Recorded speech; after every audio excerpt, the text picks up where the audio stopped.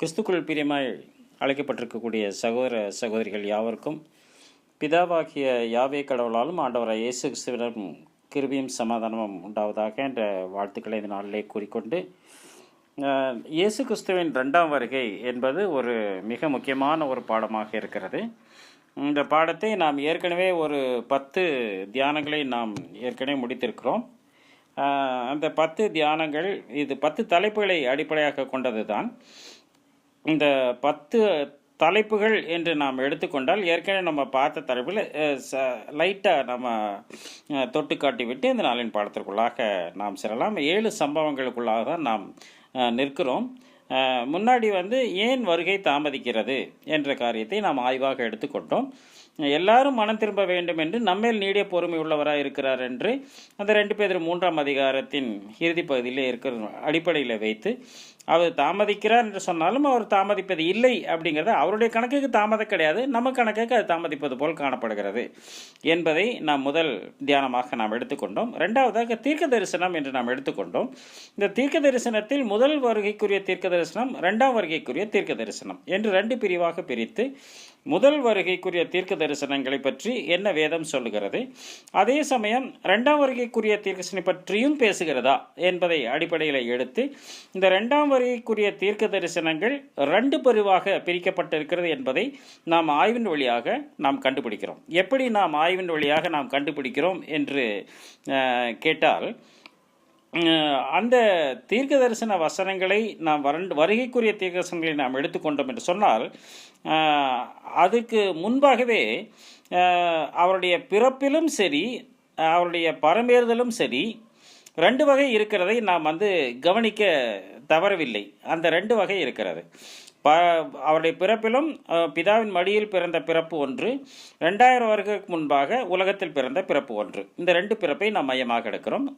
அது அறியாத பிறப்பு, இது அறிந்த பிறப்பு. அதே மாதிரி பரமேறுதலிலும் 40 நாளைக்கு பின்பாக 40 நாளைக்கு பின்பாக எடுத்துக்கொள்ளப்பட்டது அது பகிரங்க பரமேறுதல். அன்றைக்கே உயிர்த்தெழுந்த அன்றைக்கே பிதாவை தரிசித்து வந்தார் என்பது ரகசிய பரமேறுதல். இது இன்று வரைக்கும் ரகசியமாகத்தான் இருக்கிறது. அதை அநேகர் ஏற்றுக்கொள்ளவும் மறுக்கிறார்கள் என்பதையும் நம்ம பார்க்கிறோம். அது வசனத்தின் அடிப்படையில் நம்ம தியானித்து எடுக்கிறோம். ரகசிய பரமேறுதல், பகிரங்க பரமேறுதல், இது 2ஐயும் அடிப்படையில் வச்சு தான் என்ன பண்ணுறோம், இந்த வருகையே 2 பிரிவாக இருக்குது அப்படிங்கிறத நம்ம ஊர்ஜிதம் செய்கிறோம். அப்போது இந்த ரகசிய வருகை அப்படிங்கிற ஒன்று இருக்கா அப்படின்னு கேட்டோம்னா, ஆமாம் அது இருக்கிறது என்பதைத்தான் வேதம் எப்படி கற்றுக் கொடுக்கிறது அப்படின்னு நம்ம பார்த்தோம்னா, அது 2 பிரிவாக நம்ம அதை எடுக்கிறோம். ஒன்று 7 பகுதியாக அது வருகிறது. அதாவது விடிவெள்ளி, மின்னல், அறியாத வேளையில் வருதல், திருடனை போல் வருதல், கார்மேகம் போல் வருதல், முன்மாரியாக வருதல், தூதரோடு வருதல். இது 7 பிரிவும் உங்களுக்கு ரகசியமாக அறியாத நிலைமையிலே காணப்படுகிறது. இதுக்கு அப்படியே ஆப்போசிட்டில் நம்ம பார்த்தோம்னா, விடிவெளிக்கு நேர் எதிராக ஓப்பன் அசென்ஷன் ஓப்பன் கம்மிங்கில் சூரியன் மின்னலுக்கு பதிலாக இந்த இடத்துல மேக மீதில் வருகிறார். அறியாத வேளையில் வருகிறார் என்பதற்கு பதிலாக எல்லாரும் பார்க்க வருகிறார். திருடனை போல வருகிறார் என்பதற்கு பதிலாக அரசராக வருகிறார். கார்மேகம் போல வருகிறார் என்பது பதிலாக வெண்மேகம் போலவும் வருகிறார். கார்மேகம் வருகிறார், வெண்மேகமாகவும் வருகிறார். முன்மாரியாக வருகிறார், பின்மாரியாக வருகிறார். ஓசியா 6ஆம் அதிகாரம் 2-3ஆம் வசனத்தில் 2ஐயும் தான் சொல்கிறார். அவர் முன்மாரியாக வராரு, பின்மாதிரியாக வர்றாரு. இறுதியாக அதில் நம்ம பார்த்தோம்னா தூதரோடு வருகிறார், ஏஞ்சல்ஸோடு வர்றாரு. அது 1 தெசலோனிக்கேயர் 3:13 சொல்லும்போது அவர் பரிசுத்தவான்களோடு வருகிறார் அப்படிங்கிறார், ஹேகியோஸ் அப்படிங்கிறாரு. அப்போ செயின்ஸோடு வர்றாரு. அப்படியே இந்த 2 நம்ம பிரிக்கிறோம். விடிவெள்ளி சூரியன், மின்னல் மேகம் மீதில், அறியாத வேளையில் எல்லாரும் பார்க்க, திருடனை போல அரசராக, கார்மேகம் வெண்மேகம், முன்மாரி பின்மாரி, தூதரோடு பரிசுத்தவான்களோடு. இந்த 7 பார்ட்டை நம்ம பிரித்ததுனால தான் அவருடைய வருகையில் 2 வகை இருக்குது அப்படிங்கிறத நம்ம ஊர்ஜிதம் செய்கிறவர்களாக நாம் இருக்கிறோம் பிரியமானவர்களே. அப்போது அதுக்கு அடுத்தபடியாக நம்ம என்ன பார்க்குறோன்னு பார்த்தோம்னா, 3 வித ஊர்ஜிதங்கள் அப்படின்னு நம்ம எடுக்கிறோம். எப்படி 3 வித ஊர்ஜிதங்கள் என்று நாம் எடுக்கிறோம்னு சொன்னால், அது 2ஆக நம்ம எடுக்கிறோம். வருகையின் நிகழ்வுகள், உலகிற்கு அறிவுறுத்தப்படும் நிகழ்வுகள் அப்படின்னு 2ஆக பிரிக்கிறோம். அப்போ வருகை நிகழ்வில் 3 நிகழ்வு முதல்ல வருது. அது முதல் உலக மகா யுத்தம், 2ஆம் உலக மகா யுத்தம், 3ஆம் உலக மகா யுத்தம். இந்த 3 உலக மகா யுத்தம் இயேசுவின் வருகை நிகழ்வாக காணப்படுகிறது. ஃபர்ஸ்ட் வேர்ல்டு வார் போயிடுச்சு, செகண்ட் வேர்ல்டு வார் போயிடுச்சு, தேர்டு வேர்ல்டு வார் எதிர்பார்த்து தான் என்ன பண்ணுங்க இன்றைக்கி உலகம் இருக்குது என்பதாக பார்க்க. அப்படின்னா இந்த உலகம் அறிந்த நிகழ்வுகள் முதல் உலக மகா யுத்தம், 2ஆம் உலக மகா யுத்தம், உலகம் எதிர்பார்க்கும் நிகழ்வு 3ஆம் உலக மகா யுத்தம். இதை தான் என்ன பண்ணுறோம், ஒரு 3 ஊர்ஜிதங்களாக, முதல் ஊர்ஜிதங்களாக நாம் பார்க்கிறோம். அதில் 2வது 3 ஊர்ஜிதங்கள் எதுவென்று கேட்டால், ராஜாக்கள் வெட்டப்படுதல், தலைவர்கள் நசுக்கப்படுதல், உலகம் எங்கும் பிணக்காடாய் மாறுதல். இந்த 3 நிகழ்வு. அப்போ அரசர்கள் இல்லாமல் போகிறார்கள், தலைவர்கள் நசுக்கப்படுகிறார்கள், உலகம் எங்கும் பிணக்காடாக மாறுகிறது. அப்போ ராஜாக்கள் வெட்டப்படுகிறார்கள் பாஸ்ட் டென்ஸு, தலைவர்கள் நசுக்கப்படுகிறார்கள் ப்ரெசன்ட் டென்ஸு, உலகமெங்கும் பிணக்காடாய் மாறுதல் ஃபியூச்சர் டென்ஸ். இந்த 3 பிரிவாக அந்த உலவுக்கு அறிவுறுத்தப்படும் நிகழ்வுகள் அப்படின்னு என்ன பண்ணுறோம், இதை 3ஆக நம்ம பிரிக்கிறோம். இது வரைக்கும் நம்ம பார்த்துருக்குறோம். அதுக்கு அடுத்ததாக நம்ம என்ன பார்க்குறோன்னு பார்த்தோம்னா 7 அஷ்யூரன்ஸ் அப்படின்னு எடுக்கிறோம். 7 வித நிகழ்வுகள். அதில் தான் நம்ம ஏற்கனவே ஸ்டார்ட் பண்ணிட்டோம். ஸ்டார்ட் பண்ணி சாத்தான் தள்ளப்படுதல், ஆட்சி அதிகாரம் 2 பாடத்தை நம்ம அதில் பார்த்துருக்குறோம். அதுக்கு அடுத்த பாடத்துக்கு என்ன பண்ணுறோம், அதை டச் பண்ணிட்டு அடுத்த பாடத்துக்குள்ளாக இன்றைக்கி நாம் செல்ல கடமைப்பட்டவர்களாக இருக்கிறோம் பிரியமானவர்களே. அப்படின்னா இதை நம்ம எப்படி கிளாஸிஃபை பண்ணுறோன்னு பார்த்தோம்னா, இதை பார்ட் 3ஆக நம்ம எடுத்துக்கிட்டு, அதாவது வருகையின் நிகழ்வுகள் உலக மகா யுத்தங்கள் பார்ட் 1, வருகையின் நிகழ்வுகள்லேருந்து உலக அறிவுறுத்தப்படும் நிகழ்வுகள் பார்ட் 2, ராஜாக்கள் தலைவர்கள் உலகமெங்கும் பிணக்காடு, பார்ட் 3 உலகமும் சபையும் அறியா நிகழ்வுகள் அப்படின்னு எடுக்கிறோம். இதான் 7 அஷ்யூரன்ஸ் அப்படின்னு நம்ம எடுக்கிறோம். 3 7 நிகழ்வுகளாக பிரிக்கிறோம். உலகம் சபையும் அறியாத நிகழ்வு, உலக சபைகள் அறியாது, இதை பிரிக்கிறோம். இதில் என்ன பண்ணுறோம், ஃபஸ்ட்டு 3 பார்ட்டில் என்ன பண்ணுறோம், அது தேர்ட் பார்ட்டில் ஃபஸ்ட்டு 3ல் தொடங்கிய நிகழ்வுகள் 3, இறுதி தொடர் நிகழ்வுகள் 3, புதிய இனிய நிகழ்வு 1. அதான் 1000 ஆண்டு ஆட்சி ஆரம்பிக்கிறது. புதிய இனிய நிகழ்வுங்கிறது கிறிஸ்துவும் மெய்சபையும் 1000 ஆண்டு ஆட்சிப்பிக்கிறது தான் புதிய இனிய நிகழ்வு. அப்போ அதுக்கு முன்னாடி என்ன பண்ணுறோம், இந்த உலகம் சபை அறியாத நிகழ்வை 2 பிரிவாக பிரிச்சிருக்கிறோம். தொடங்கிய நிகழ்வுகள் 3, சாத்தான் தள்ளப்படுதல், ஆட்சி அதிகாரம், சபைகள் இணைதல், மெய்த்திருச்சபை துன்புறுத்தப்படுதல். இது 3 ஒரு சீக்வன்ஸில் வருது. இப்போ சாத்தான தள்ளப்பட்ட காலத்தில் தொடர்ந்து சபை இணைதல் அப்படிங்கிற ஒரு காலம் வருகிறது. சபைகள் இணைதல் காலத்திற்கு பின்பு மெய்த்திருச்சபை துன்புறுத்தப்படுதல். இதுதான் அந்த இறுதி நிகழ்வு. மெய்த்திருச்சபை துன்புறுத்தப்பட்ட போது என்ன நடக்குதுன்னு பார்த்தீங்கன்னா, இறுதி தொடர் நிகழ்வுகள் 3 நடக்கிறது. மெய்த்திருச்சபை எடுத்துக்கொள்ளப்படுகிறது, மரித்தோர் அழிவாதிருக்கிறார்கள், உயிரோடுக்கும் மறுரூபம் போகிறார்கள். இது 2 பிரிவாக போகிறார்கள். அதற்கு பின்பாக பெயர் சபையும் உலகமும் அழிகிறது, சாத்தான் 1000 வருஷம் கட்டப்படுகிறார். இது 2 சீக்வன்ஸு ஒன்றான. அப்போ அந்த சபை மேலே போகுது, மேலே போன உடனே உலகம் அழியுது, உலகம் அழிஞ்சோன்னு சாத்தானை கட்டுறாரு, சாத்தானை கட்டிட்டு 1000 ஆண்டு ஆட்சி ஆரம்பிக்கிறார். இதுதான் 7 சீக்வன்ஸ் என்பதாக பார்க்குறோம். சாத்தானை தள்ளி சபைகளை இணைத்து, மெய் சபை துன்புறுத்தலுக்குட்பட்டு, மெய்த்திருச்சபை எடுபட்டு, பெயர் சபை உலகம் அழிந்து, சாத்தான் 1000 ஆண்டு கட்டப்பட்டு, அந்த கிறிஸ்துவும் 1000 சபையும் ஆட்சியை ஆரம்பிக்கிறார்கள் என்பதை தான் என்ன பண்ணுறோம், இதில் நம்ம 7 பிரிவாக நம்ம பிரிக்கிறோம். அந்த 7 பிரிவை நம்ம பார்க்குறோம். அதில் ஒரு பிரிவை என்ன பண்ணுறோம், ஒரு கிளாஸிஃபை பண்ணி நம்ம கொண்டு போகிறவர்களாக இருக்கிறோம் பிரியமானவர்களே. இப்போ சாத்தான் தள்ளப்படுதல் அப்படின்னு நம்ம எடுத்துட்டோம். அது ஏற்கனவே நம்ம பார்த்துருக்குறோம். அதில் ஒரே ஒரு பாயிண்ட்டை மட்டும் நம்ம டச் பண்ணிவிட்டு நம்ம சபைகள் இணைதலுக்குள்ளாக நம்ம போகலாம். அது இன்னும் நம்ம பார்க்கல. இதில் மெயினாக இருக்கக்கூடியது சாத்தான் தள்ளப்படுதலுக்கு வெளி 12 தான். வெளி 12 தான் என்ன பண்ணுறோம், நம்ம மையமாக நாம் எடுத்துக்கொள்ளுகிறோம். இதில் என்ன பண்ணுறோம், முதல் அந்த 7 to 9 வசனத்தை முதல்ல நம்ம படிச்சிடுறோம். 7 to 9 படிச்சுட்டு 10, 11 படிக்கிறது இல்லை.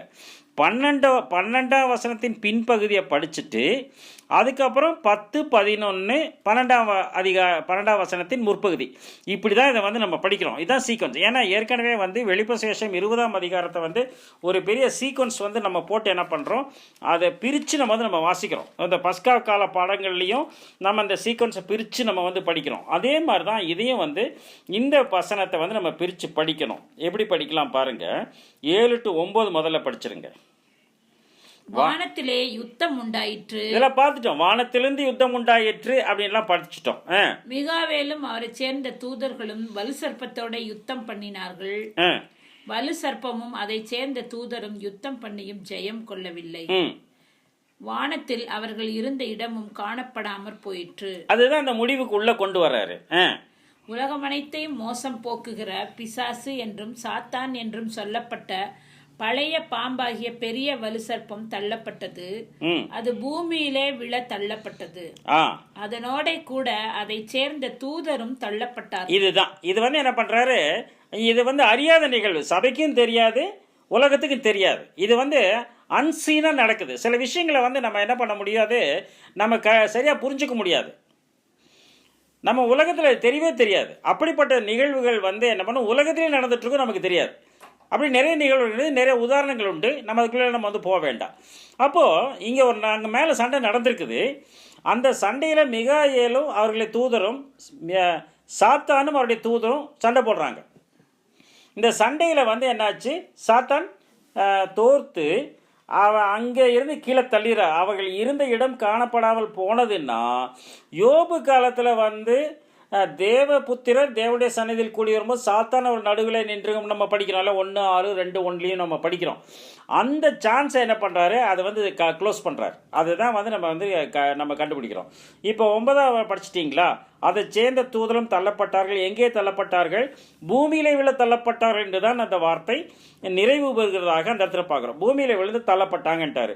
பூமியில் விழுந்த உடனே என்ன நடக்குதுங்கிறத 12ஆம் வசனத்தில் பிற்பகுதியில் எழுதுறாரு.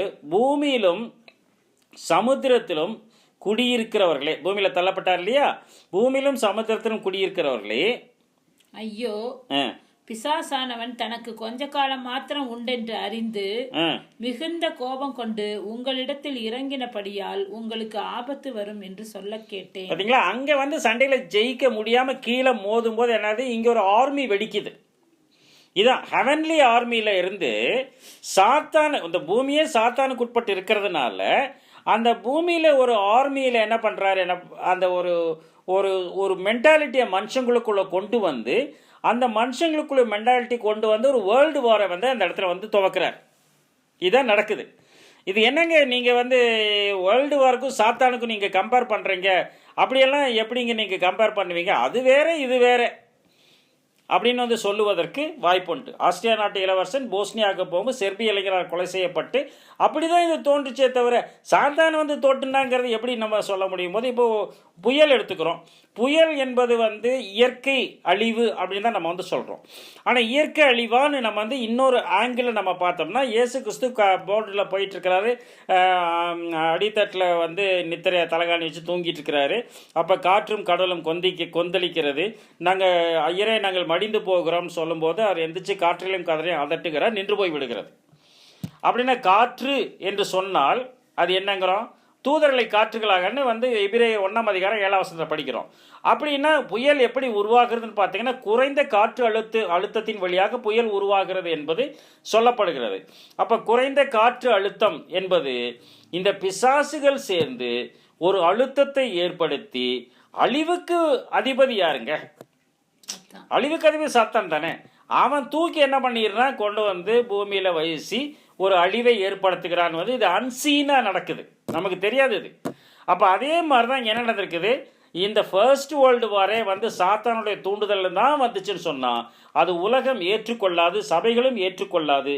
ஏனென்று கேட்டால் இது உலகமும் சபையும் அறியாத நிகழ்வாக இருப்பதினால்தான் அது ஏற்றுக்கொள்வதற்கு ஒரு தயக்கம் நம்மிடத்திலே காணப்படுகிறது என்பதாக பார். பூமியிலும் சமுத்திரம் குடியிருக்கிறவர்கள் ஐயோ பிசாசான தனக்கு கொஞ்ச காலம் மாத்திரம் உண்டு அறிந்து மிகுந்த கோபம் கொண்டு உங்களத்தில் இருக்கிறபடியால் உங்களுக்கு ஆபத்து வரும் என்று சொல்ல கேட்டேன்கிறாரு. அதுக்கப்புறம் ரெண்டாம் ஆபத்து கடந்து போய்விட்டு இதுக்கு பின் 2 ஆபத்துங்கிறாரு. அதுக்கப்புறம் 2ஆம் ஆபத்து கடந்து போயிடுச்சு, 3ஆம் ஆபத்து சீக்கிரமாய் வருகிறது என்று அந்த 9, 12, 11, 14 வாசித்து இது வேர்ல்டு வாரை பற்றி தான் பேசுகிறாருங்கிறத நம்ம கன்ஃபார்ம் பண்ணிட்டோம், படிச்சிட்டோமா. இப்போது 10ஆம் வசனமும் 11ஆம் வசனமும் 12:30 நம்ம படிக்கலாம். கீழே தள்ளிட்டார் இல்லையா? கீழே தள்ளணும்னா என்னாச்சு பாருங்கள். அங்கே கீழே யுத்தம் வெடித்து இங்கே நாசம் ஏற்படுகிறது, அழிவு ஏற்படுகிறது நம்ம தெரிஞ்சிட்டோம். ஆனால் அங்கே என்ன நடந்ததுன்னு பாருங்கள். அவன் இடத்த காலி பண்ணிட்டார். காலி பண்ண உடனே 10ஆம் வசனம், அப்பொழுது வானத்திலே ஒரு பெரிய சத்தம் உண்டாகி, இப்பொழுது ரட்சிப்பும் வல்லமையும் நமது தேவனுடைய ராஜ்யமும் அவருடைய கிறிஸ்துவின் அதிகாரமும் உண்டாயிருக்கிறது. எங்கே உண்டாயிருக்கிறது? வானத்தில் உண்டாயிருக்குன்னு அர்த்தம். பூமியில் உண்டாயிடுச்சு. ஒரே நம்ம பூமியில் எடுத்துட்டோம்னா பூமியில் இயேசுநாதர் தான் அழிவே வந்துச்சுன்னு நம்ம எடுக்க முடியாது இல்லையா? அப்போ அவர் அதிகாரம் எங்கே உண்டாச்சுன்னா அவருடைய கிறிஸ்துவின் அதிகாரமும் உண்டாயிருக்குங்கும் போது எங்கே உண்டானும் போது வானத்திலே உண்டானது என்பதை தான் பார்க்கும். அப்போ இவர் சீட்டை காலி பண்ணிட்டு அங்கே ஆட்சி பொறுப்பை அவர் எடுக்கிறாரு என்பதாக நம்ம பார்க்குறோம். அப்போது இவர் அங்கிருந்து காலி பண்ண உடனே அங்கே என்ன நடந்ததுங்கிறதையும் அது எழுதுறாரு. இரவும் பகலும் நம்முடைய தேவனுக்கு முன்பாக நம்முடைய சகோதரர் மேல் குற்றம் சுமத்தும் பொருட்டு அவர்கள் மேல் குற்றம் சாட்டுகிறவன் தாழ தள்ளப்பட்டு போனான். அங்கே இல்லை. அப்போ அது பரலோகத்தில் அக்களிப்பு, அங்கேருந்து கீழே தள்ளிட்டாரு. அப்போ குற்றம் சாட்டுகிறவன் அங்கே இல்லை. ஆனால் இங்கே வந்த உடனே ஒன்று உலகத்துக்கு கேடு வருகிறது, சபைக்கும் கேடு வருகிறது என்பதை தான் அந்த அடுத்த வருஷத்தில் எக்ஸ்பிளைன் பண்ணுறாரு. மரணம் நேரிடுகிறதா இருந்தாலும் அதற்கு தப்பும்படி தங்கள் ஜீவனையும் பாராமல் ஆட்டுக்குட்டியின் ரத்தத்தினாலும் தங்கள் சாட்சியின் வசனத்தினாலும் அவனை ஜெயித்தார்கள். இதுதான் நடக்குது. ஒவ்வொரு நாளும் சாத்தானை மேற்கொண்டு ஜெயித்து கொண்டிருக்கக்கூடிய சூழ்நிலை தான் அன்றாட பாடுகளாக சபைக்கு மக்களுக்கு ஏற்பட்டு கொண்டிருக்கிறது என்பது நிகழ்வு. எல்லா சபையர் எல்லாமே ரொம்ப ஜாலியாக இருக்காங்க, ஒன்றும் பிரச்சனை இல்லை வரலாம் அப்படின்னு சொல்ல முடியாது. அங்கிருந்து எதிர்கட்சிக்காரன் கீழே தள்ளப்பட்டான். இங்கே எதிர்கட்சியாக சபை மக்கள் இருக்கிறார்கள். அப்படின்னா யாருக்கு சோதனை கூடுதலாக வருகிறதுன்னு பார்த்தோம்னா சபை மக்களுக்கு கூடுதலாக வரும்.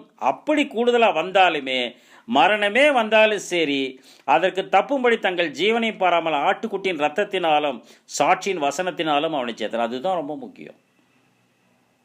அதுதான் இன்னைக்கு சபை செய்து கொண்டிருக்கிறது என்பதாக பார்க்குறோம். ஆனால் அதே சமயம் அந்த சபையில் ஒரு பிரிவை ஏற்படுத்தி அந்த பிரிவில் அந்த ஒரே சபை, ஒரே உலகம், ஒரே விசுவாசம் என்ற கோட்பாட்டுக்குள்ளாகவும் வந்து கொண்டு இருக்கிறது. இந்த 2 நிகழ்வு சபையில் நடந்துட்டு இருக்குது. அது நமக்கு சரியா தெரிய மாட்டேங்குது.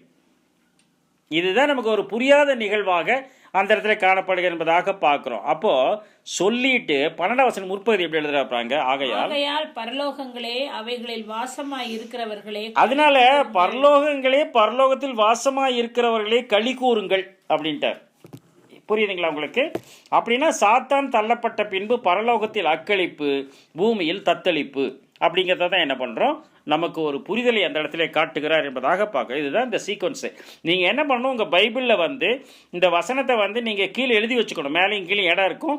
அங்கே நீ என்ன பண்ணியிருக்கணும், வெளி 12, 7 to 9, 12 பின்பகுதி, 10, 11, 12 முற்பகுதி, 12 பீன்னு போட்டுக்கோங்க போஸ்ட்டு பின்பகுதி, 9, 7 to 9, 9க்கு அப்புறம் 12, 12 பீன்னு போட்டுக்கோங்க போஸ்ட்டு பின்பகுதி, அப்புறம் 10, 11, 12 முற்பகுதி ஃப்ரண்ட்டு எஃப். இப்படி நீங்கள் எழுதி வச்சிட்டிங்கன்னா உங்களுக்கு ஈஸியாக என்ன பண்ணணும், அது உங்களுக்கு புரியும். நீங்கள் அப்படி மறந்து போகாமல் என்ன பண்ணணும், இந்த சீக்வன்ஸில் படிக்கணுமா, அதனோட 12ஆம் வசனத்தில் ஃபஸ்ட்டு சென்டென்ஸில் ஒரு சின்ன ஒரு கோடை போட்டு வச்சிட்டிங்கன்னா அது உங்களுக்கு ஈஸியாக புரிஞ்சிடும் என்பதாக அந்த இடத்துல நம்ம பார்க்கிறவர்களாக இருக்கிறோம். பிரியமானவர்களே, அடுத்தபடியாக சபைகள் இணைதல் அப்படின்னு நம்ம பார்க்குறோம். இந்த சபைகள் இணைதல் அப்படிங்கும்போது ஒரு காலத்தில் சபைகள் என்பதே கிடையாது. இயேசு கிறிஸ்துவுக்கு அப்புறம் அப்போஸ்தலர் சபை உண்டானது. அப்போஸ்தலர் சபைக்கு பின்பு அந்த சபைகளிலும் பிரிவினைகள் வந்தது. அதற்கு பின்பாக இங்கு ரோம திருச்சபை வந்தது. ரோம திருச்சபை வந்த பின்பு அதிலிருந்து பல பிரிவுகள் ஏற்பட்டது என்பதாக வந்து நம்ம பார்க்குறோம். இது வந்து வரலாற்று வழியாக இன்னும் நிறைய காரியங்களை வந்து நம்ம பார்க்குறோம். அதுக்குள்ளே நம்ம வந்து போக வேண்டாம், அதிகமாக போக வேண்டாம். அப்படி என்ன பண்ணோம், இன்றைக்கி இருக்கக்கூடிய சபைகள் வந்து பிரிந்திருக்கக்கூடிய சபையாக, பிரிந்திருக்கக்கூடிய சபையின் நிகழ்வாக இந்த இடத்துல காணப்படுகிறது என்பது தான் உண்மை. அப்போ வந்து ஒருவர் வந்து ஒரு கிறிஸ்தவர் இன்னொரு கிறிஸ்தவரை சந்தித்தால் அவர் கேட்கிறார், நீங்கள் கிறிஸ்தவரா அப்படின்னு கேட்பார். ஆமாம் நான் கிறிஸ்தவர் தான் அப்படின்னோடனே நீங்கள் அடுத்த கேள்வி நீங்கள் என்ன சபைக்கு போகிறீங்க இதான் கேட்பார். இதுதான் அங்கே கேட்கக்கூடிய நிகழ்வாக காணப்படுகிறது. அப்போது சபைகளில் பிரிவு ஏற்பட்டு விட்டது என்பதாக பார்க்குறோம். ஆனால் அதே சமயம் இப்போ என்ன நடக்குதுன்னு பார்த்தோம்னா, இந்த சபைகளில் வந்து 3 பெரும் பிரிவாக அந்த இடத்துல காணப்படுகிறது என்பதாக பார்க்குறோம். ஒன்று வந்து ரோம கத்தோலிக்க திருச்சபை என்பதாக பார்க்குறோம். அந்த ரோம கத்தோலிக்க திருச்சபைக்கிலே இருந்து பிரிந்ததாக சொல்லப்படுகிற இந்த புராட்டஸ்டன்ட் சபைகள் என்பதாக பார்க்குறோம். சீர்திருத்த சபைகள், புராட்டஸ்டன்ட் சபைகள் என்பதாக பார்க்குறோம். இந்த புராட்டஸ்டன்ட் சபையிலே இருந்து வேறுபடுத்தக்கூடிய பெந்தகோஸ்தே சபைகள் என்பதாக பார்க்குறோம். இது 3 மேஜர் கிளாசிஃபிகேஷன் நம்ம வந்து இன்னும் உலகத்தில் நம்ம வந்து பார்க்குறோம். மேஜர் கிளாசிஃபிகேஷன் நம்ம பார்க்குறோம்.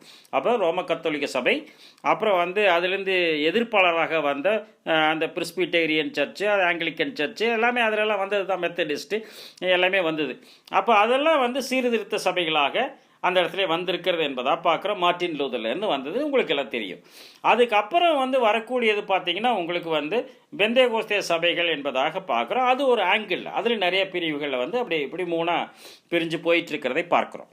இப்போ இதுக்குள்ளே வந்து ஒரு இணக்கம் ஏற்பட்டு கொண்டு இருக்கிறதுங்கிறது நம்மை அறியாமல் நமக்கு ஒரு புரிதலை ஏற்படுத்துகிறது அப்படிங்கிறத என்ன பண்ணுறோம், இதில் வந்து நம்ம பார்க்குறோம். நம்ம இந்தியாவிலேயே வந்து அதுக்கு ஒரு வசனத்தை பார்த்து நாம் இந்த நிகழ்வுகளை பார்த்து லிட்ரலாக என்ன நடக்குதுங்கிறத பார்த்துட்டு திருப்பி சில வசனங்கள் உண்டு, அந்த வசனங்களை நாம் தியானமாக எடுத்துக்கொள்ளலாம். மத்தேயு 13ஆம் அதிகாரம் 40ஆம் வசனத்தில் சிம்பாலிக்காக ஒரு ரெப்ரசன்டேஷன் அதில் கொடுக்குறத வந்து நம்ம பார்க்குறோம். கடைசி காலத்தில் என்ன நடக்கும் அப்படிங்கிறத வந்து இந்த ஒரு வசனம் வந்து நமக்கு போதிக்கிறது. அதை தொடர்ந்து சில வசனங்களும் இருப்பதையும் வந்து நம்ம பார்க்குறோம். 19 இல்லை, மத்தேயு 13:40. ஆதலால் களைகளை சேர்த்து அக்கினியால் சுட்டெரிக்கிறது போல இவ்வுலகத்தின் முடிவிலே அதான் களைகளை சேர்த்து அக்கினியால் சுட்டெரிப்பது போல உலகத்தின் முடிவுனா அது எல்லாம் ஒன்றா சேர்த்திடுறார். அப்போ நம்ம நினச்சிக்குவோம் நம்ம சர்ச்சு தான் கரெக்டான சர்ச்சு, மற்றதெல்லாம் மோசம் அப்படின்னு நம்ம நினைக்கிறோம். அப்படி எது களைகள் எது கோதுமை மணிகளை உடையது அப்படின்னு நமக்கு தெரியாது. இந்த டாக்டரின் பேஸில் நம்ம போகிறோமா இல்லை பைபிள் வசனங்க பேஸில் போகிறோமா அப்படிங்கிறது தான் அந்த முக்கியம். நம்ம எந்த சபையும் சாராதபடிக்கு நாம் தனி மனிதர்களாக கிறிஸ்துவோடு இணைந்து வசனத்தின்படி நாம் செயல்படக்கூடிய மக்கள் கூட்டங்களாக இருக்க வேண்டும் என்பதாக ஊர்ஜிதப்படுது. அது எங்கே வேணாலும் இருக்கலாம், தெரியாது, நமக்கு தெரியாது. அதெல்லாம் தெரிந்தெடுக்கப்பட்ட ஒரு செலெக்ஷனில் இருக்கக்கூடிய சபையை தான் கூட்டிகிட்டு போவாருங்கிறது நமக்கு சொல்லுவதற்கு ஏதுவாக இராது என்பதாக. அதனால் கலைகளை சேர்த்து ஒன்றாக கட்டி என்ன பண்ணுறாரு, அக்கினி சுட்டு அரிக்கிற மாதிரி என்ன பண்ணுறாரு, இந்த கடைசியில் வந்து நிகழ்வு நடக்கும். இதெல்லாம் ஒன்றா போகுங்கிற அதுக்கு வந்து சில உதாரணங்களை வந்து நம்ம வந்து பார்க்குறோம். இப்போது ரோம சபையும் இந்த சீர்திருத்த சபைகளும் ஒன்றாக இணைந்து கொண்டு இருக்கிறது என்பதை வந்து நம்மளால் கண்கூடாக பார்க்க முடியும் என்பதாக வந்து பார்க்குறோம். அதுக்கு வந்து இப்போ இந்த ரோம கத்தோலிக்க சபைகளில் வந்து மரியாளுக்கு முக்கியத்துவம் கொடுத்து கொண்டிருந்தார்கள். இன்றைக்கு ரோம கத்தோலிக்க சபைகளில் கன்னி மரியாளுக்கு, இயேசுவின் தாயாக மரியாளுக்கு அருள் நிறைந்த மரியே வாழ்க, பெண்களுக்குள் ஆசீர்வதிக்கப்படுகின்ற வந்து ஒரு ஜபத்தை மற்றும் சொல்லி கொண்டிருக்கிறார்களே தவிர அதை வந்து மரியாள் வழிபாடு என்பதை அதிகமாக அவர்கள் கொண்டு வரவில்லை என்பதாக பார்க்குறோம். அதை எடுத்துட்டாங்க. கத்தோலிக்க சாமியார்களே வந்து கடவுள் உருவமற்றவர் என்பதை வலியுறுத்தி பேசுகிறார்கள். எதற்கு இந்த சிலைகளை வைத்திருக்கிறார்கள் கேட்டால் சும்மா ஒரு அடையாளத்துக்காக தான் நாங்கள் வைத்திருக்கிறோம், ஒரு பாரம்பரியத்திற்காக அடையாளம் வைத்திருக்கிறோம். நாங்கள் யாரும் அதை தொட்டு வணங்குவதில்லை, விழுந்து வணங்குவதில்லை, அறியாமையில் வரக்கூடிய மக்கள் கூட்டங்கள் தான் வணங்குகிறார்கள் என்று போதனைகளும் அங்கு வழங்கப்பட்டு வருகிறது என்பதை பார்க்கிறோம். அப்படின்னா மெயினாக எல்லா சபையிலையும் நீங்கள் பார்த்தீங்கன்னா கத்தோலிக்க சபையில் பாடுபட்ட சொரூபம் தான் நடுவில் இருக்கும், மற்ற எல்லாம் சைடு ஆல்ட்ரு கொண்டு போயிட்டாங்க. ஒரு காலத்தில் அந்தோனியார் கோயிலில் வந்து அந்தோனியார் சபை வந்து பிரதானமாக இருந்திருக்கலாம். இன்றைக்கு அந்தோனியார் சிலை சைடு ஆல்ட்ருக்கு போயிடுச்சு. மரியாள் சிலை பிரயாணமாக இருந்திருக்கலாம், மரியாள் சிலை எல்லாமே சைடு ஆர்டர் போயிட்டாங்க. ஜீசஸ் மட்டும்தான் அந்த பாடுபட்ட சுரூபம் மட்டும்தான் அங்கே இருக்கிறது என்பதாக பார்க்கிறோம். சரி, இது இப்படி இருக்க இந்த சீர்திருத்த சபைகளில் இந்த உருவங்கள் வந்ததா அப்படின்னு கேட்டால் ஆம், வந்திருக்கிறது என்பதுதான் உண்மை. அதுக்கு சில உதாரணங்களை நம்ம பார்க்கலாம். டெல்லியில் ரிடம்ஷன் சர்ச் அப்படின்னு இருக்கக்கூடிய சபையில், சர்ச் ஆஃப் நார்த் இந்தியாவில் பாடுபட்ட ஸ்வரூபம், ஆல்டரில் பாடுபட்ட ஸ்வரூபம்,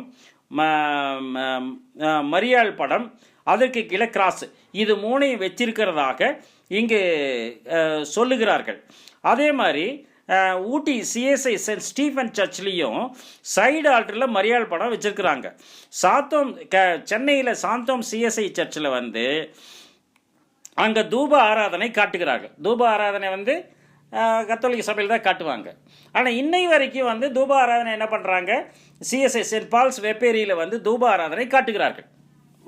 அதை எடுக்கிறதுக்காக முயற்சி பண்ணாங்க, சில ஆண்டுகள் முன்பாக முயற்சி பண்ணி இது சீர்திருத்தத்தை கொண்டு வரணும். இது எதுக்கு நம்ம தூபாராதனை பண்ணுற கேத்தலிக் சபையில் பண்ணுவாங்க இல்லையா, அந்த மணி அடிச்சுட்டு தூபம் பண்ணுவாங்களே, அதே மாதிரி பண்ணுறாங்க அந்த சபையில்.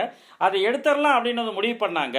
ஆனால் என்ன பண்ணிட்டாங்க, வேண்டானது ஜனங்கள் எதிர்ப்பு இருக்கிறதுனால் அந்த காரியத்தை தொடர்ந்து செய்து கொண்டிருக்கிறார்கள் என்பதைத்தான் அந்த இடத்துல நாம் கவனிக்கிறவர்களாக இருக்கிறோம் பிரியமானவர்களே. அதுதான் கொடுக்குறோம். அதே மாதிரி திருச்சி ஆல் சைன்ஸ் சர்ச்சில் உங்களுக்கு சைடு ஆர்டரில் திருக்குடும்பம் படம் அங்கே மாட்டியிருக்கிறதை நாங்கள் கவனித்தோம். அந்த ஜேஎம்ஜேன்னு போட்டிருப்பாங்களே, ஜீசஸ் மேரி ஜோசப்னு, அந்த திருக்குடும்ப கடம் அங்கே சைடு ஆல்டரில் ஆல் சைன்ஸ் சர்ச்சில் இருக்குது. அதே மாதிரி இந்த கோயம்புத்தூரில் இருக்கக்கூடிய கிரைஸ்ட் சர்ச்சில் சைடு ஆல்டரில் திருக்குடும்ப படமும், எல்லா கிரைஸ்ட் சர்ச்லேயும் நீங்கள் பார்த்தீங்கன்னா ஸ்டெயின் கிளாஸில் பாடுபட்ட சுரூபம் இருக்கிறது. எல்லா சபையிலையும் ஸ்டெயின் கிளாஸில் பாடுபட்டான். அவன் பொம்மையாக என்ன பண்ணியிருக்கிறாங்க, அது சிலையாக அங்கே நடுவில் வைத்து கலரில் பின்னாடி லைட்டிங் கொடுத்து கத்தோலிக்க சபையில் போட்டிருக்கிறார்கள். ஆனால் இந்த சீர்திருத்த சபை என்று அழைக்கப்படுகிற சபைகளில் அங்கே அந்த ஸ்டெயின் கிளாஸ்னு வச்சு அந்த ஸ்டெயின் கிளாஸில் இந்த சொரூபத்தை என்ன பண்ணிட்டாங்க, அவர்கள் படமாக அங்கு மாட்டி இருக்கிறார்கள் என்பதாக நான் பார்க்குறோம். அதே மாதிரி திருச்சி சென்ட் பால் சர்ச்சில் அவங்க ரெவரண்ட் வீட்டுக்கு நாங்கள் போகும்போது அங்கே மரியாள் குழந்தையை வச்சுட்டு இருக்கக்கூடிய படம் அவர்கள் வீட்டில் மாட்டி வைத்திருக்கிறதை நாங்கள் கவனித்தோம். அப்போது அது ஐயர் பேர்லாம் நான் சொல்ல விரும்பலை, அங்கே மாட்டி வச்சுருக்கிறத நாங்கள் பார்த்தோம். எங்களுக்கு கல்யாணம் ஆன புதுசில் நாங்கள் பார்த்தோம். அப்போது அதே மாதிரி நம்ம பார்த்தோம்னா இந்த கரிஸ்மேட்டிக் என்று அழைக்கப்படுகிற துதி ஆராதனை என்பது பெந்தகோஸ்தே சபைகளில் மட்டும்தான் காணப்பட்டது. இந்த துதி ஆராதனை இந்த சீர்திருத்த சபைகளிலும் நுழைந்து விட்டது. இது கத்தோலிக்க சபையில் நுழைந்து விட்டது. கரிஸ்மேட்டிக் பிரேயர் அப்படின்னு சொல்கிறாங்க. பாட்டு பாடிட்டே இருப்பாங்க, ஜபம் பண்ணிகிட்டே இருப்பாங்க, ஆராதனை நடந்துகிட்டே இருக்கும். இதுக்கு இப்போ 5ஆம் ஞாயிறுன்னு வரும்போது 5ஆம் ஞாயிறு ஃப்ரீ சர்வீஸ் அப்படின்னு சொல்லி என்ன பண்ணுறாங்க, அது பெந்தகோஸ்தே சபையில் நடத்துறதை காட்டிலும் அதிகமாக நடத்துகிறார்கள். பெந்தகோஸ்தே சபையில் பேய் ஓட்டுகிறார்கள் என்று சொன்னால் டிஎல்சி சபைகளிலும் சிஎஸ்ஐ சபைகளிலும் பேய் ஓட்டுகிறார்கள். அங்கும் வேறு புற மதஸ்தனர் வருகிறார்கள். நாங்கள் போயிருக்கும்போது பார்த்தோமே, இஸ்லாமியரும் அங்கே அமர்ந்து கொண்டிருக்கிறதை நாங்கள் கவனித்தோம். டிஎல் சர்ச்சு இங்கே லோக்கலில் ஒரு சபையில் நாங்கள் கவனித்தோம். இப்போ இது எல்லாம் என்ன நடக்குதுன்னு பார்த்தோம்னா, இது எல்லாம் ஒன்றா மிக்ஸ் ஆகி வர்றதை அந்த இடத்துல நம்மை அறியாமல் நாம் கவனிக்கிறவர்களாக இருக்கிறோம் என்பதாக பார்க்குறோம். அது மாத்திரமல்லாதபடிக்கு இந்த கிறிஸ்மஸ் காலங்களில் நாம் எடுத்துக்கொண்டோம் என்று சொன்னால், கேத்தலிக்கு தான் என்ன பண்ணாங்க, குடில் ஜோடிப்பாங்க. கேத்தலிக் தான் குடில் ஜோடிப்பாங்க, அதை வைப்பாங்க, மீதி யாரும் வைக்க மாட்டாங்க. அதை ஜனவரி மாதம் 6ஆம் தேதி பொங்கல் வச்சு என்ன பண்ண எடுப்பாங்க. இது நடக்கும். ஆனால் இன்றைக்கி நீங்கள் பார்த்தீங்கன்னா இந்த சீர்திருத்த சபைவாதிகள் வீட்டிலையும் இந்த குடில் ஜோதிக்கப்பட்டிருக்கிறது, கலர் லைட்ஸ் போட்டிருக்கிறாங்க. பெந்தகோஸ்தே சபைக்கு போகிறவங்களை வீட்டிலும் குடில் ஜோதிக்கப்பட்டிருக்கிறது. வெகு நேர்த்தியாக ஃபவுண்டன்லாம் வச்சு பண்ணியிருக்கிறாங்க. நாங்கள் பல வீடுகளுக்கு நாங்கள் செல்லும்போது இதை கவனிக்க நேர்ந்தது என்பதாக அந்த இடத்துல பார்க்குறோம். மாத்திரமல்லாதபடிக்கு குருத்தோலை ஞாயிறு என்ற ஒரு ஞாயிறு வருகிறது. இந்த குருத்தோலை ஞாயிறில் என்ன செய்கிறார்கள் பார்த்தோம்னா, இந்த சிஎஸ்ஐக்காரங்க எல்லாமே அதாவது சீர்திருத்த சபைக்காரர்கள் எல்லாமே கத்தோலிக் சபைக்கு போகிறாங்க. கத்தோலிக் சபைக்கு போய் என்ன பண்ணுறாங்க, அங்கே ப்ரேயர் பண்ணி, அங்கே சிஎஸ்ஐ பாதிரியார் ப்ரேயர் பண்ணி, அப்போ எல்லாரும் என்ன பண்ணுறாங்க, கத்தோலிக்கர்களும் சிஎஸ்ஐக்காரங்களும் சேர்ந்து அந்த குருத்தோலைகளை பிடித்து கொண்டு சிஎஸ்ஐ சர்ச்சுக்கு வர்றாங்க. சிஎஸ்ஐ சர்ச்சில் ஃபாதர் பிரசங்கம் பண்ணுறாரு. அதுக்கப்புறம் அவங்க என்ன பண்ணுறாங்க, கலைஞ்சு அவங்க சர்ச்சுக்கு போகிறாங்க. இங்கே வந்து ஆஸ் யூஷுவல் ப்ரேயர் நடக்கிறத பார்க்குறோம். இது நாங்கள் வால்பாறையில் வந்து நாங்களும் அதில் கலந்துக்கிட்டோம். வால்பாறையில் நாங்களும் அந்த கலந்துக்கிட்டோம். அது வெகு சிறப்பான முறையில் வெகு நேர்த்தியாக இருந்தது. பார்க்குறதுக்கு ரொம்ப நல்லா இருக்கு. அந்த மலை பிரதேசத்தில் ரொம்பவே நல்லா இருந்தது. இப்போ என்ன நடக்குதுன்னு பார்த்தோம்னா, நம்மை அறியாமல் அந்த ஒரே சபை, ஒரே விசுவாசம், ஒரே உலகம் என்ற நிகழ்வுக்குள்ளாக நம்மை அறியாமல் நாம் சென்று கொண்டு இருக்கோம் என்பதாக பார்க்குறோம். அதே மாதிரி கன்னி மரியாளை பற்றி ஒரு காலத்தில் வேறு மாதிரி பேசி கொண்டிருந்தார்கள். இன்றைக்கு அந்த பேச்சு நிறுத்தப்பட்டது. இப்போ இந்த டிவியெல்லாம் புதுசாக வந்த புதுசில் 1983 அந்த வாரத்துக்கு ஒருக்கா வெள்ளிக்கிழமை வந்து தூர்தர்ஷனில் காட்டுவாங்க. வேர்ல்ட் திஸ் வீக்குன்னு காட்டுவாங்க. இந்த வார உலகம் அப்படின்னு காட்டுவாங்க. அதில் வந்து என்ன நாங்கள் பார்க்க நேர்ந்ததுன்னு கேட்டிங்கன்னா, 1989 நடந்த நிகழ்வு. போப் ஜான் பால் II அவரும் ஆர்ச் பிஷப் ஆஃப் கான்டர்பரி ராபர்ட் ரன்சிங்கிறவரும் 2 பேரும் சேர்ந்து ஒரு ஒப்பந்தம் கையெழுத்திடுகிறார்கள். லண்டனில் வந்து என்ன பண்ணுறாங்க, இன்றைக்கி இப்போ வந்து அந்த ஆர்ச் பிஷப் ஆஃப் கான்டர்பரி ஒரு பெண் நியமிக்கப்பட்டிருக்கிறார்கள் என்பது நீங்கள் அறிந்த உண்மையாக காணப்படுகிறது. அப்போ என்ன பண்ணுறாங்க அவங்க, நாங்கள் சயின்ஸில் எல்லாம் விட்டுடுறோம், நீங்கள் மரியாதை ஏற்றுக்கோங்க. இதுதான் அந்த ஒப்பத்தின் சாரம். இது நடந்த நிகழ்வு. அன்றைக்கே எல்லாம் வந்திருக்கு. இன்றைக்கி போய் நீங்கள் அதை சர்ச் பண்ணி கூட பார்த்துக்கலாம். அப்போது இதில் என்ன நடக்கு பார்த்தீங்கன்னா, இதில் ஒரே நிகழ்வாக அந்த இடத்துல காணப்படுகிறது என்பதாக பார்க்குறோம். மாத்திரம் அல்லாதபடிக்கு அன்னைக்கு சின்னப்பர் ஆலயம், ராயப்பர் ஆலயம், அருளப்பர் ஆலயம் அப்படின்னு இருந்தது. ஆனால் இன்றைக்கு saint Paul church, saint Peter church, saint John church அப்படின்னு வந்து கத்தோலிக்க சபைகள் பெயர் மாற்றம் செய்து விட்டார்கள் என்பதாக பார்க்குறோம். நம்ம கண்ணு முன்னாடி நடக்கக்கூடிய நிகழ்வுகள். சின்னப்பர் ஆலயம் தான் அன்றைக்கி சொல்லிட்டு இருந்தாங்க. நாங்கள் இருந்த ஊரில் அந்த சர்ச்சை இடித்து பெருசாக கட்டினாங்க. பெருசாக கட்டும்போது அங்கே என்ன பண்ணிட்டாங்க, தூய பவுல் ஆலயம்ட்டாங்க. அங்கே சென்ட் பால் சர்ச் தான் போட்டிருக்குது. அப்போ என்ன, இது ஒரு மாற்றம் அவர்களை அறியாமல் நம்மை அறியாமல் நிகழ்ந்து கொண்டு இருக்கிறது என்பதாக பார்க்குறோம். அவ்வளோ தூரம் நம்ம ஏன் போகணும்? இன்றைக்கி வந்து திருவிலியம் என்ற புத்தகம் வந்திருக்கிறது. இந்த திருவிலியம் என்ற புத்தகத்தை எல்லா பிரிவினரும் அதிகமாக பார்க்க ஆரம்பித்து விட்டார்கள். ஏன்னா இதில் விளக்கம் சரியாக கிடைக்கலன்னா எங்கே போகிறாங்க, திருவிலியம் புக்கில் தான் வந்து பார்க்குறாங்க. இந்த திருவிலியம் புக்கை என்ன ஆயிடுச்சுன்னு பார்த்தோம்னா, அது காமன் பைபிள் என்று மாறிவிட்டது என்பதாக அந்த இடத்துல வந்து நம்ம பார்க்குறோம். இதுதான் வந்து என்ன பண்ணுறோம், இது மாதிரி நிறைய வந்து அந்த கரிஸ்மேட்டிக் மூமெண்ட், அப்புறம் திருவிலியம் புத்தகத்தை எல்லாரும் பயன்படுத்துகிறோம். நம்மளும் தானே பயன்படுத்துகிறோம். நம்ம இதுலேயே நீங்கள் வந்து டிசம்பர் 25 நம்ம ஒரு மீட்டிங் வைக்கலான்னு நம்ம சபையில் வந்து ஏற்றுக்க மாட்டாங்க. ஏன் ஏற்றுக்க மாட்டாங்கன்னா, கிறிஸ்மஸ் அன்னைக்கு போய் வைக்கிறதா, நம்ம என்ன கிறிஸ்மஸ் கொண்டாடுற மாதிரியும் அப்படின்னு சொல்லுவாங்களே தவிர, வீட்டில் கொண்டாடுவாங்க, வீட்டில் புது துணி போட்டுக்குவாங்க. இந்த பாரம்பரியத்தை விட முடியாது. இன்றைக்கு இருக்கக்கூடிய நம்ம தெரிந்தெடுக்கப்பட்ட சபையை நம்ம சொல்லிட்டு நம்ம வந்திருந்தாலும் முகூர்த்த நாள் பார்க்காம கல்யாணம் பண்ண மாட்டோம். அப்போ நம்ம எங்கே இருக்கிறோம்? நம்ம எல்லாம் இது ஒன்றாகத்தான் இருக்கிறோம் என்பது தான் உண்மை என்பதாக அந்த இடத்துல நமக்கு தெளிவுபடுத்தி காட்டுகிறார் என்பதை நாம் புரிந்து கொள்ளுகிறவர்களாக இருக்கிறோம். இன்னும் அநேக காரியங்கள் உண்டு. வேத வசனங்களுக்குள்ளாக நாம் வந்து விடலாம். யோவான் 15ஆம் அதிகாரம் 6ஆம் வசனம். யோவான் 15ஆம் அதிகாரம் 6ஆம் வசனம். 15:6. யோவான் 15:6. ஒருவன் என்னில் நிலைத்திராவிட்டால் வெளியே எரியுண்ட கொடியைப் போல அவன் எரியுண்டு உலர்ந்து போவான். அப்படிப்பட்டவைகளை சேர்த்து அக்கினியிலே போடுகிறார்கள். அப்ப யாரை நினைச்சிருக்கணும்? இயேசு கிறிஸ்துவுல நாம வந்து நிலைச்சிருக்கணும். அந்த வார்த்தையில தான் நிலைச்சிருக்கணும். எந்த சபை சொன்னாலும் சரி, நம்ம போயிட்டு இருக்கக்கூடிய சபையே ஒரு கட்டுக்கோப்பான நிகழ்வு இப்படித்தான் செய்யணும் அப்படின்னாங்கன்னா, அது இயேசு கிறிஸ்துவுடைய வார்த்தைக்கு விரோதமாக இருந்தால் அதை எதிர்த்து தான் ஆக வேண்டும் என்பதை வந்து நம்ம வந்து பார்க்கணும். சில கொள்கை, சில தலைவர்களை பிடித்து கொண்டு தான் அநேக சபைகள் இயங்கிக் கொண்டிருக்கிறது என்பதாக நம்ம பார்க்குறோம். நிறைய சபையை பார்த்தீங்கன்னா, இந்த சீர்திருத்த சபையிலிருந்து வெளியே வந்த சபையை போகிறோம்னா ஒரு தலைவர் வைத்திருக்கிறார்கள். அந்த தலைவர் சொன்ன காரியங்களை அதை பின்பற்றி தான் செயல்படுகிறார்கள். அது ரசல் போதகராக இருக்கலாம், பால் ஜான்சனாக இருக்கலாம், இவர் மார்மனாக இருக்கலாம், ஒயிட் அம்மையாராக இருக்கலாம், யார் வேணாலும் இருக்கலாம். ஆனால் அவங்க தலைவர்கள், அந்த தலைவர்களுடைய ஃபாலோயர்ஸ் தான் என்ன பண்ணுறாங்க, இந்த காரியங்களை செய்து கொண்டிருக்கா என்பதாக பார்க்கும். ஜான் வெஸ்லி சர்ச் இருக்கான அது அப்படி இல்லை. விக்லிஃப் இருக்குது, அது அப்படி இல்லை. அதெல்லாம் மாறப்பட்டது. ஆனால் இன்றைக்கு அப்படி இல்லாதபடிக்கு ஒரு தலைவரின் கீழாகத்தான் அனைத்து சபைகளும் இயங்கிக் கொண்டிருக்கிறது என்பதாக பார்க்கிறோம்.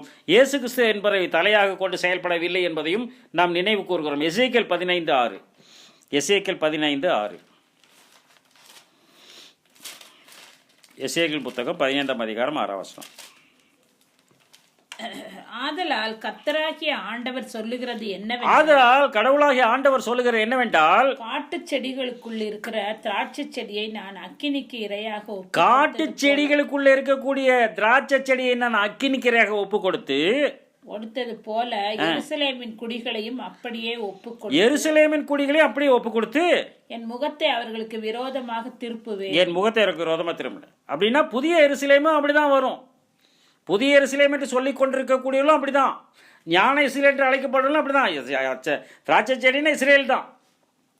இஸ்ரேல்னா ஞான இஸ்ரேல்னு எடுத்துக்கலாம். அப்போ அப்படி நம்ம புதிய எருசலேமாக இருந்து கொண்டு நாம் ஆகாத காட்டு செடியை போல நாம் கசப்பான கனிகளை வாழ்க்கையிலே கொடுத்து கொண்டிருக்கிறவர்களாக இருந்தால் நமது நிலைமை சுட்டரிக்கப்படுவதாகத்தான் முடியும் என்பதாக பார்க்குறோம். அப்போ என்ன பண்ணுறாரு? மத்தேயு 21:43.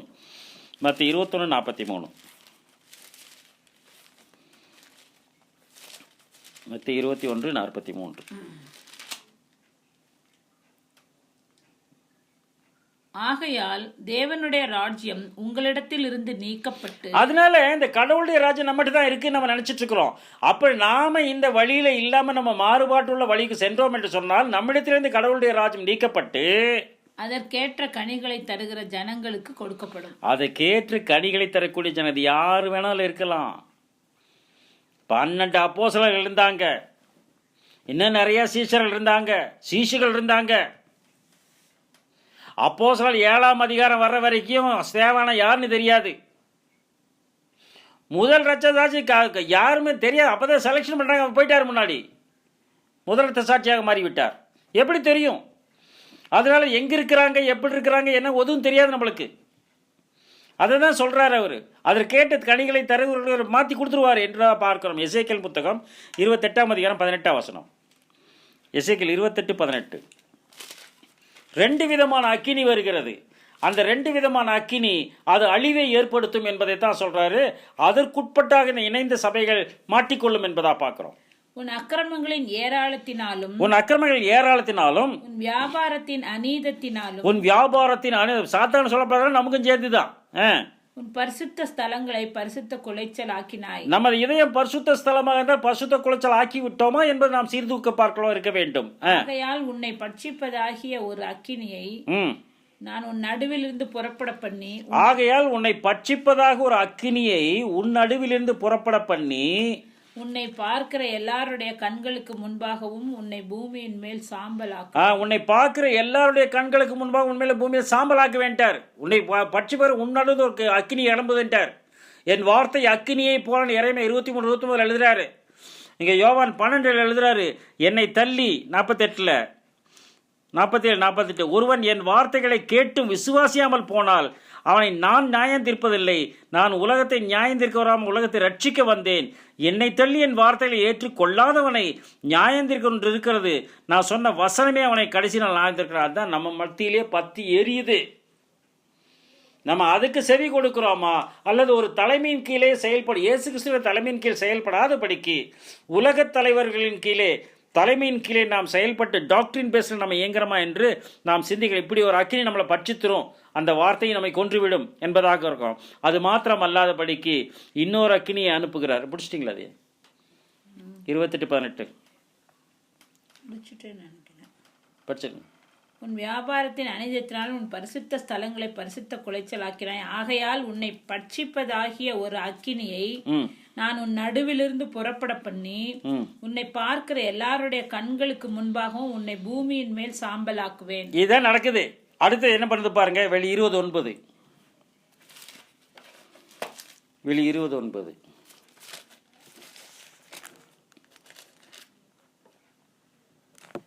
அவர்கள் பூமி எங்கும் பரம்பி பரிசுத்தவான்களுடைய பாளையத்தையும் பிரியமான நகரத்தையும் வளைந்து கொண்டார்கள். ஆமா. அப்பொழுது தேவனால் யாருன்னு கேட்டீங்கன்னா 10 வருஷத்துல சொல்லப்பட்டவங்க மிருகம், கள்ள தீர்க்கதரிசி, சாத்தான். இந்த 3 என்ன பண்ணுது? எப்படி மனவாட்டி திரள் கூட்டம் காக்கப்படுகிற கூட்டம் சொல்றோமே, அதே மாதிரி பிசாசு என்று சாத்தான் சொல்லப்பட்ட பழைய பாம்பாகிய பெரிய வலு சர்ப்பம், சீர்கெட்ட தூதர்கள், கள்ளத்தீர்க்கதரிசிகள், இந்த 3 பேர்த்த தான் 10ஆம் வசனம் சொல்றாரு. இவர்கள் பரம்பி 1000 ஆண்டு ஆட்சி இறுதியில் என்ன நடக்கிறது பாருங்கள். படிக்கலையா? இதுவா 20 வெளி 20:9. அவர்கள் பூமி எங்கும் பரம்பி பரிசுத்தவான்களுடைய பாலத்தையும் பிரியமான நகரத்தையும் வளைந்து கொண்டார்கள். அப்பொழுது தேவனால் வானத்திலிருந்து அக்கினி இறங்கி அவர்களை பட்சித்து போட்டது. பாத்தீங்களா? இங்க நம்ம கத்துக்கிற பாடமே நம்மை கொன்றும், நம்ம ஒழுக்கமா இல்லைன்னா. இன்னொன்று, வானத்திலிருந்து அக்கினி இறங்கி அவர்களை அழித்து விடும் என்பதை தான் அந்த இடத்துல மையப்படுத்துகிறார். 140:10 சங்கீதம் 140:10.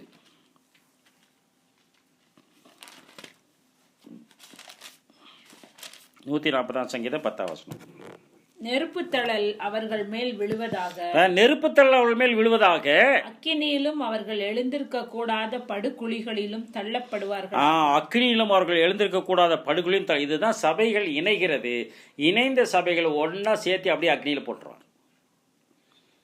இதுதான் நடக்கக்கூடியது. இந்த ஒன்னா இணைக்கக்கூடிய சபைகள் மத்தியில் அந்த மெய் திருச்சபை இயங்கிக் கொண்டிருக்கிறது. அந்த இயங்கிக் கொண்டிருக்கக்கூடிய மெய் திருச்சபை துன்புறுத்தலுக்கு ஆளாகும். அதை தான் நம்ம அடுத்த டாப்பிக்கில் வந்து நம்ம பார்க்குறோம். மெய் திருச்சபை துன்புறுத்தப்படல் அப்படின்னு வந்து 3வது டாபிக். நம்ம சாத்தான் தள்ளப்படுதல் பார்த்துட்டோம், சபைகள் இணைதலை பார்த்துட்டோம். 3வது நிகழ்வாக மெய் திருச்சபை துன்புறுத்தப்படுதல் என்பதாக பார்க்குறோம். மெய் திருச்சபை துன்புறுத்தப்படுதல். அப்புறம் வந்து என்ன நடக்குது? மெய்த்திருச்சபை எடுபடல். மெய்த்திருச்சபை எடுபட்ட பின்பு துன்புறுத்தப்பட்ட மெய்த்திருப்பை எடுபடுகிறது. எடுபட்ட பின்பு பெயர்ச்சபை உலகமும் அழிகிறது. சாத்தானை கட்டுகிறார், ஆட்சி ஆரம்பிக்கிறார். இந்த நிகழ்வு தான். அது ஆண்டவருக்கு சித்தமானால் அடுத்த வகுப்பிலே நாம் இதை தொடர்ந்து தியானிக்கலாம். பிதாவாகிய யாவே கடவுள் ஆண்டவராக இயேசு கிறிஸ்து கொண்டு இந்த வார்த்தைகளை ஆசீர்வதிப்பாராக.